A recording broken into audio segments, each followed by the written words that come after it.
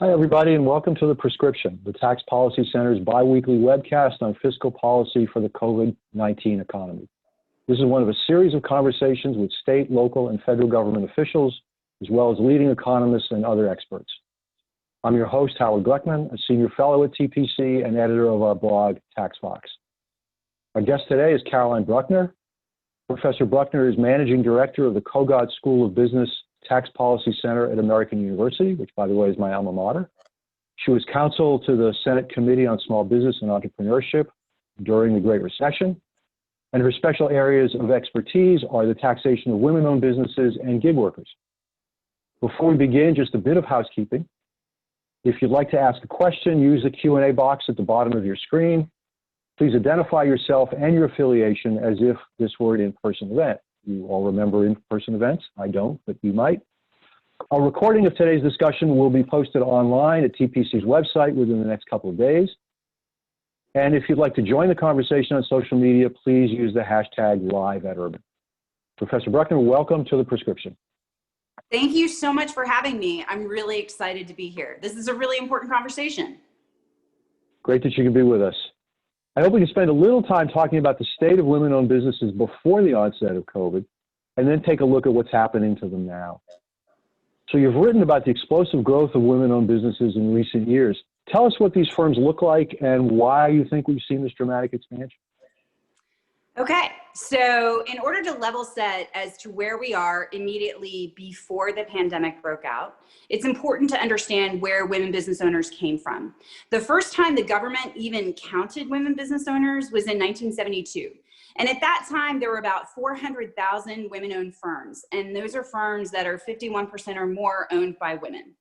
And that was about 4.6% of all US businesses. Since that time, by December of 2019, women-owned firms have grown to more than 40%, or about 40% of all US businesses. There are approximately, or were, as of December 2019, about 13 million of them. And these women-owned firms operate primarily in services. And the growth in recent decades has been driven primarily by women of color. In the last 5 years alone, women of color started firms at rates twice the level of their white women-owned firm counterparts. And women-owned firms, however, even though they start firms in greater numbers than the national average of their male counterparts, they're still small. They're still, 99% of them are small businesses, and 90% of them are non-employee firms.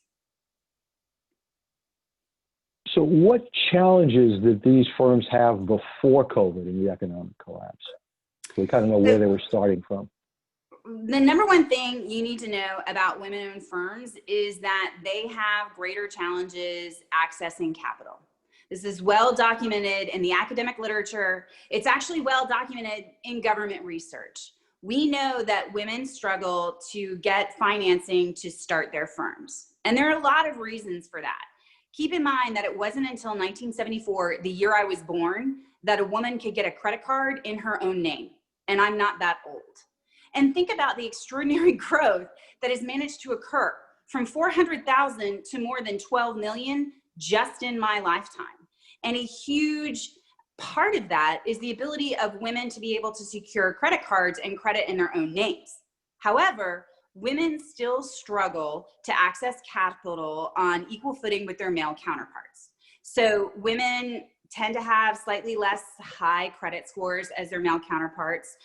They're not as likely to apply for new loans, even when they know that they need them, for fear of denial. And those fears are not unwarranted. When we look at one of the flagship lending programs that's run by SBA, the 7A lending program, in 2019, the 7A program lenders lent out approximately $28 billion. 23% of that went to women-owned firms. Only 23% of $28 billion. And yet at the same time, women-owned firms were 40% of all US businesses. Women just really have trouble getting a foothold into financing. And without that money, you can't grow and scale. Do we have any data on minority women-owned businesses? Do they do better or worse than the average in terms of getting financing? Do we know? So what we know about women-owned businesses is that they have less than half the average revenues of their white counterparts. So even though they are starting businesses at faster rates and are in fact driving the growth of women-owned firms overall, they're not making as much money. And they of course face the double barrels of racism and sexism when they go to get financing.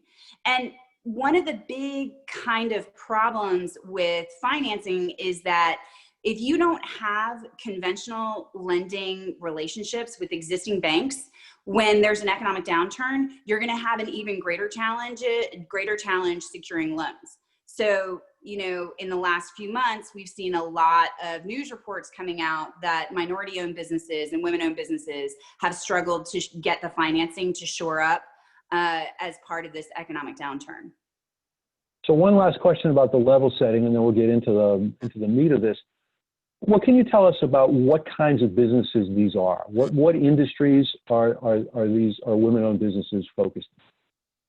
So women, 60% of them are in services.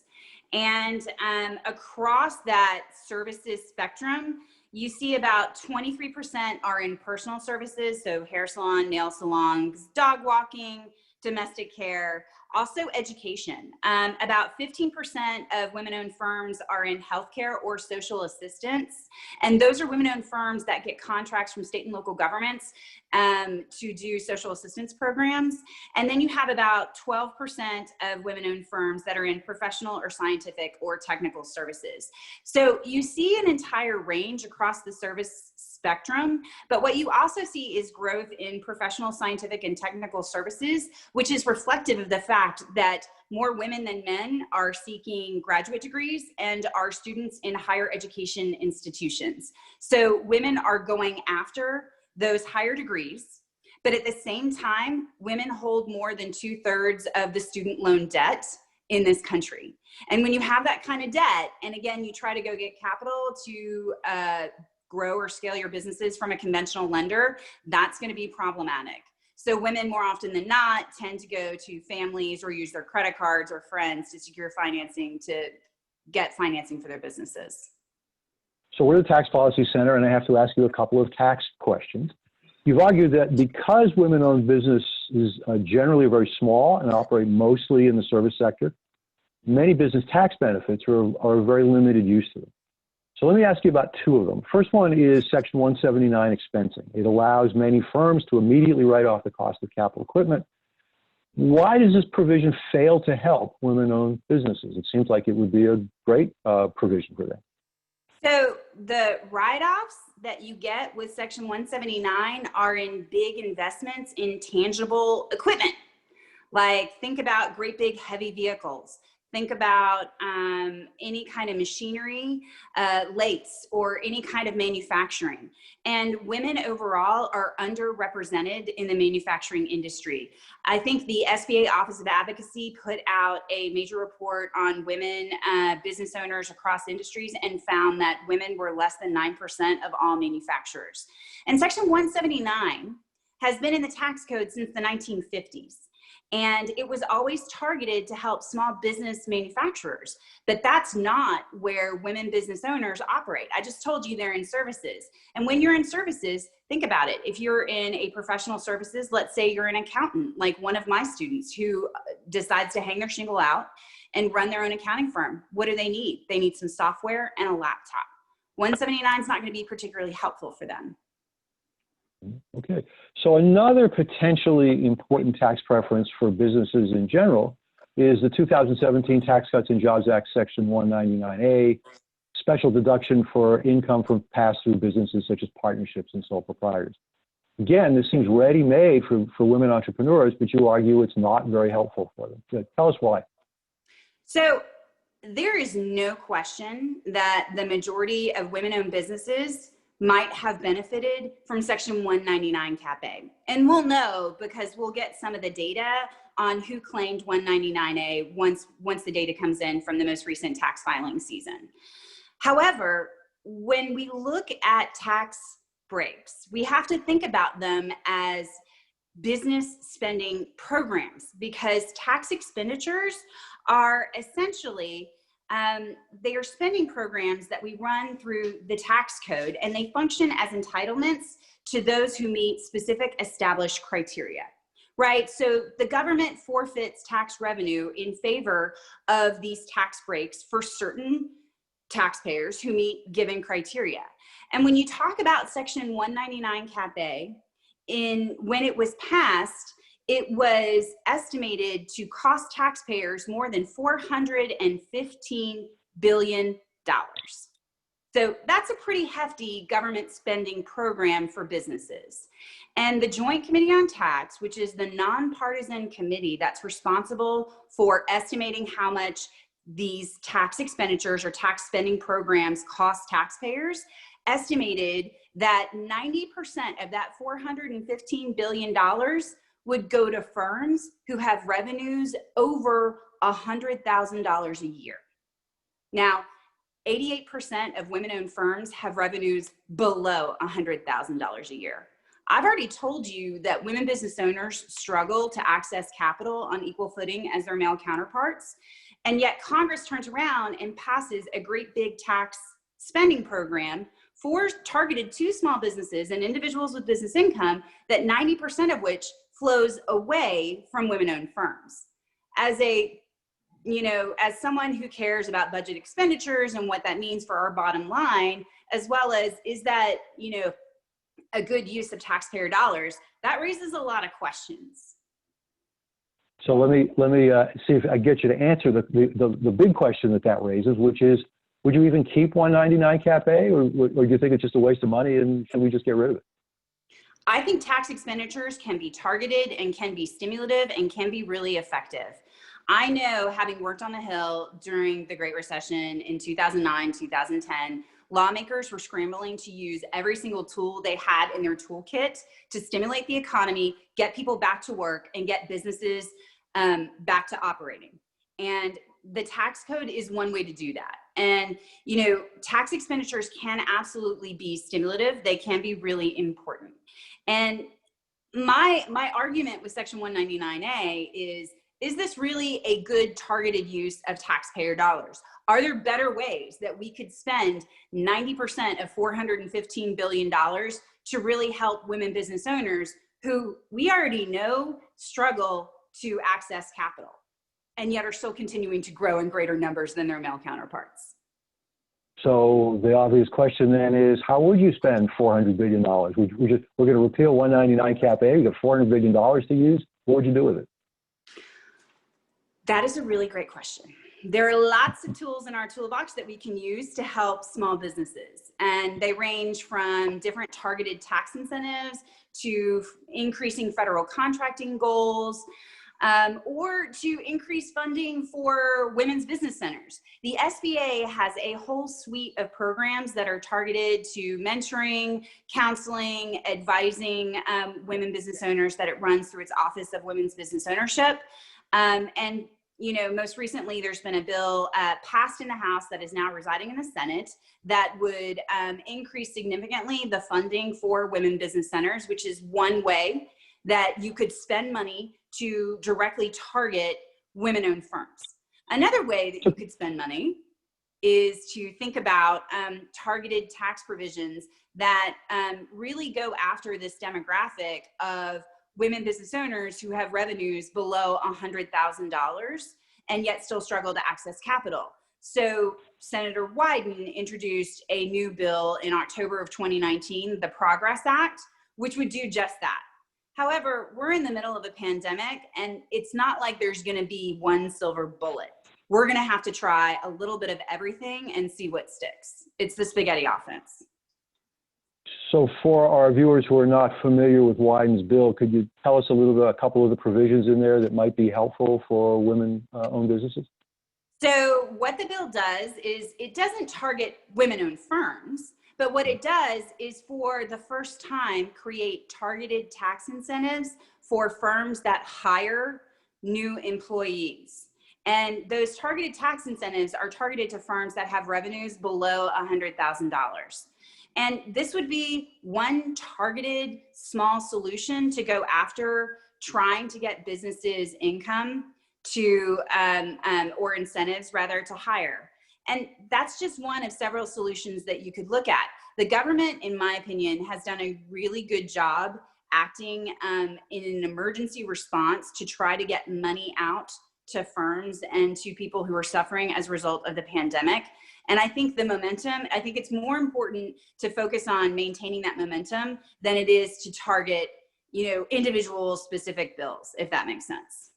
Sure. Is a general matter, and we'll talk specifically about COVID in a second, but as a general matter, it sounds like you're saying that the tax code may not be the best vehicle for helping these businesses. That if you want to help really small businesses, direct grants, government contracting set-asides, that sort of thing, may be a more effective tool than using the tax code. And I'm thinking, particularly because a lot of these businesses are very small because the owners are not making a lot of money, the tax deductions are not going to be a big deal for them. They're paying a very low rate. So does it make more sense for them for the government to subsidize them and assist them through direct spending rather than through the tax code? Well, gee, Howard, that's a great question that I don't have an answer to. And the reason for that is because there is a fundamental data deficit on how women business owners use the tax code. Effectively, we collect no data on women business owners and their uptake on different tax expenditures. So we don't know if these tax expenditures, some of which have been in the code since 1953, actually help or bypass women business owners altogether. So for example, with Section 179, I am the only person that has done any kind of research as to the uptake rates on 179 with respect to women-owned firms. The Treasury Department put out a major report in 2016 that said 179 is great for partnerships and corporations, and the uptake rates were really, really high. Like 80% of small businesses took advantage of Section 179. So I called the Treasury Department and I said, yeah, do you have any data on women-owned firms in 179? And they said, no. And I said, what do you mean? That's absurd. And they said, we don't collect data on that. And I said, why? And they said, we just don't. The reality is that we don't know how the tax code impacts women-owned firms because we haven't bothered to do the hard work of collecting data to understand that.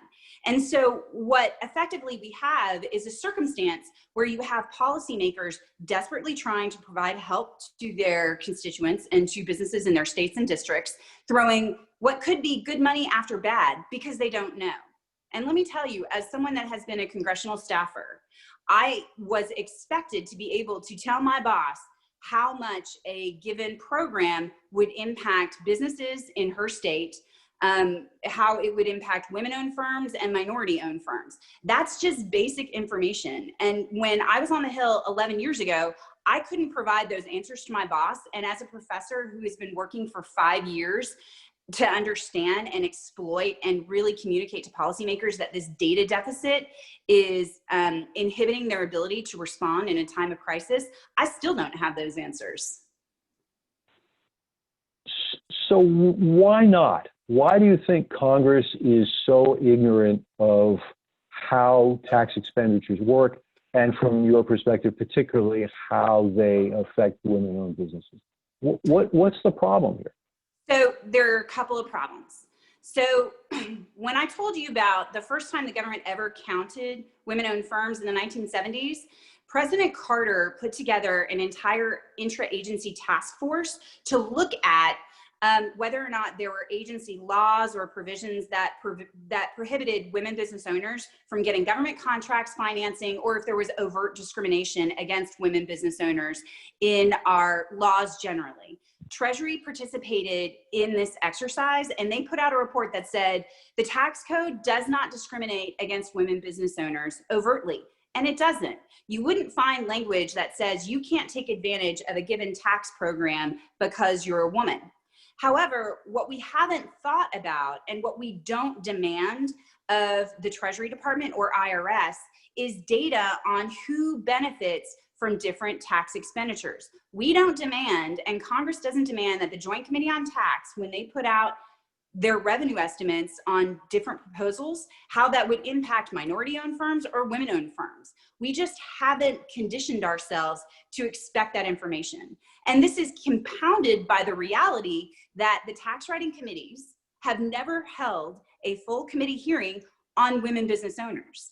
And to prove it, I went ahead and counted every single witness and every single hearing that the tax writing committees have held from 2007 through 2018. And I looked at the data on the number of women that testified during that period, which was, effectively, a 10-year period that built towards tax reform, to determine that women were systemically underrepresented as witnesses before this committee. So how can you know how the tax code impacts them if you're not having hearings on it, and if you're not hearing as women as witnesses before these committees? I mean, just from 2007 to 2017, in the total number of hearings that the Senate Finance Committee held, 44% of those hearings had not one single woman as a witness. In the Ways and Means Committee, 46% had no women as witnesses. If you're not listening to women business owners, you probably don't understand the challenges that are confronting them. And it just hasn't been a priority of these committees to date. So I'm curious, is one party more likely to invite women witnesses than the other party, or are they both equally guilty? So the data actually really tracks with women becoming members of Congress and joining those committees. And so the numbers are, if you look at just 2017, 19% of all the women who testified during tax reform hearings in 2017, 19% of them were women, which roughly tracks to the women who were members on both the Senate Finance Committee and Ways and Means committees during that period. But what's more problematic is I looked at this both from just looking at tax reform hearings, but then I looked more broadly at legislative hearings overall.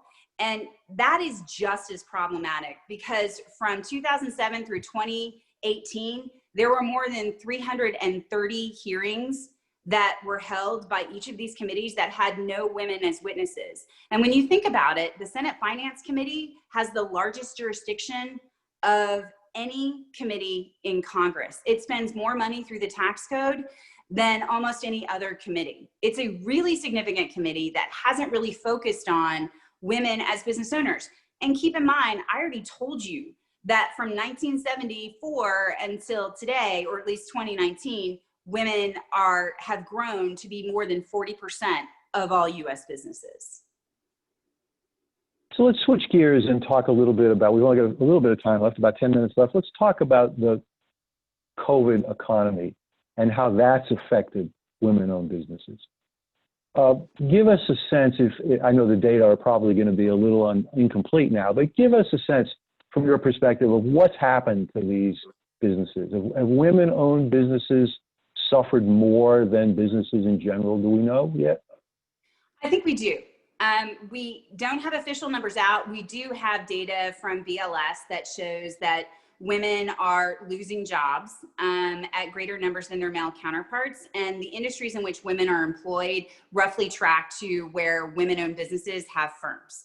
So the industries like hospitality, personal services, all of those industries are going to be disproportionately impacted when you have measures that you need to adopt for social distancing and quarantine. One really little overlooked area that women business owners truly do operate is with contracts with state and local governments. And those women business owners are going to take it on the chin, because those budgets just got hit so badly because of the lack of economic activity generating tax revenue. So in other words, when you have to shut down the economy, state and local governments aren't getting taxes from sales tax or from restaurant taxes or from whatever, and all the contracts that they have with women-owned firms are going to suffer as well. And again, one way that we have decided that we can target challenges women-owned firms have is by doing contract set-asides for federal, state, and local governments for women-owned firms. So let's talk about policy responses then. If you are in charge and you could actually get Congress and the president to act on a stimulus bill, any stimulus bill, what would it look like? What would you put in the bill that might particularly benefit these women-owned businesses or the economy in general? So I would be looking at a suite of initiatives, and I would understand that there's not going to be a silver bullet to try to attack this problem. I would start with number one, that task force that Jimmy Carter set up. It has been allowed to it's been allowed to fall to the wayside, and there's no chair. There's currently a bipartisan bill that has been introduced by Senators Duckworth, Collins, Scott, and Cardin to reconstitute the Interagency Committee on Women's Business Enterprise and name a chair, right? That's the first thing I would do. The second thing I would do is really try to attack this data deficit. But keep in mind, this is a lot like changing a tire while the car is moving, right? But we need to normalize the expectation and demand from, Treasury Department, IRS, SBA, Office of Advocacy, the data that we need to make really intelligent, targeted decisions on tax expenditures, which are in fact tax spending programs. So I would absolutely target, and I wouldn't just focus on data on gender. I would also be looking at racial data to the extent that we could actually get that from our tax data. Because keep in mind, tax data is what drives so many of our spending programs in recent years. Then I would be looking at funding women business centers. I would be looking at upping that funding, upping their outreach. I would absolutely be considering what I could do on the tax expenditure side. There are certain tax breaks that we found to be have uptake rates from. I've done some survey data on women business owners and what in the tax code the small business expenditures actually work for them. And it turns out they really like startup tax credits. And that's definitely something I would be looking at to fund more. But once that data starts to come in, you're going to be able to have a more targeted, effective response. But for Congress, these are specific actions that you could start right now by going after GAO. You could get them to put together a report that would put together a comprehensive strategy on how you could get at this data and at the same time protect taxpayer privacy. That is something that Congress could do tomorrow. So we have just about a minute left, and I want to ask you a question that several of our audience has asked, and that is about the effect of the absence of childcare on women workers and women business owners. What's the effect been, and have you got any idea about what we could do to make childcare available in an era of COVID for women whose ability to go to work is constrained by having to stay home and take care of their kids? So this is something that is absolutely critical, is creating a child care infrastructure. I think that, you've seen both parties try to get at using the tax code to increase dependent and child care credits to create opportunities and programs that would actually get after this question. It's a really hard question. At any given moment, there could be a 7-year-old that pops into my screen asking for a snack. 80% of women have kids. 40% of those have 2 or more. This is a very real, very personal challenge that women are disproportionately confronted with as they're trying to run their businesses in the wake of a major economic downturn.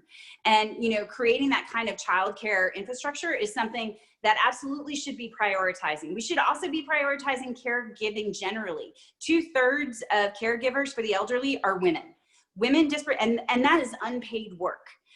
This semester, I'm going to be paid to teach undergraduate students and college students, and I'm going to be doing unpaid teaching for a 1st grader and a 2nd grader. And I don't begrudge that because I want my kids to be safe and I want them to be educated. But I am certainly not qualified to teach 1st and 2nd grade. However, I am qualified to teach, fundamentals, principles of individual income tax. But it's going to be a huge challenge, and it's something that unquestionably will detract from my ability to do work under the hours and circumstances I had been able to do when school was in session and my kids could go to school in person. Well, we're out of time. This has been a great conversation. We could probably go on for another hour. and maybe we'll get you back and talk about some of this some more. Caroline Bruckner from American University, thank you so much for joining us, and thanks to our audience. We'll see you next time.